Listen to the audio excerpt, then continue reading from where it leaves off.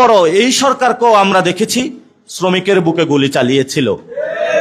এই জন্য আমরা বলছি, চেয়ারের যদি পরিবর্তন হয় তাহলে আমাদের শ্রমিক ভাইরা ভালো থাকবে না, আমাদের পুরো ব্যবস্থার বদল করতে হবে।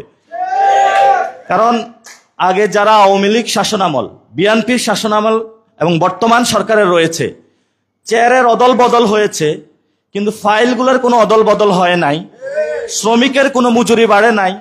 ওই পিস্তলটা যে কোন দিকে ঘুরাতে হবে সেই প্রশিক্ষণ তার কাছে যায় নাই, যার কারণে বারে বারে এই সরকারে, বর্তমান গণ অভ্যুত্থানের সরকার হওয়ার পরও আমরা দেখেছি তাদের অস্ত্রটা শ্রমিকের দিকে গিয়েছে, শ্রমিকের বুকে বুলেট লেগেছিল, সেখান থেকে রক্ত ঝরেছিল।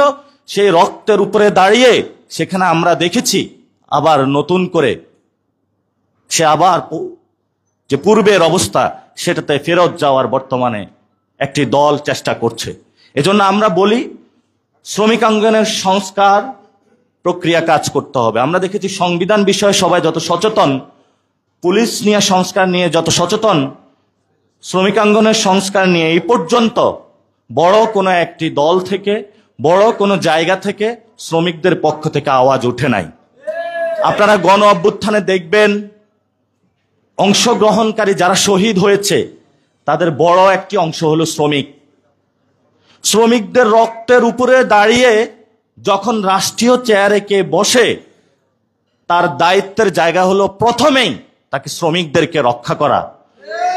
বাংলাদেশে নতুন করে ব্যবসা বান্ধবের জায়গায় ম্যানুফ্যাকচারিং হাব হওয়ার জন্য বর্তমান যে সরকার তারা উদ্যোগ নিচ্ছে, ব্যবস্থা নিচ্ছে, শ্রমিক আন্দোলনের পরিবেশ ঠিক না করে, তাদের মজুরি না বাড়িয়ে বাংলাদেশ যতই ফ্যাক্টরি তৈরি করুক, বাংলাদেশ কখনো উন্নয়ন অথবা উন্নত রাষ্ট্রে পরিণত হওয়া সম্ভব না।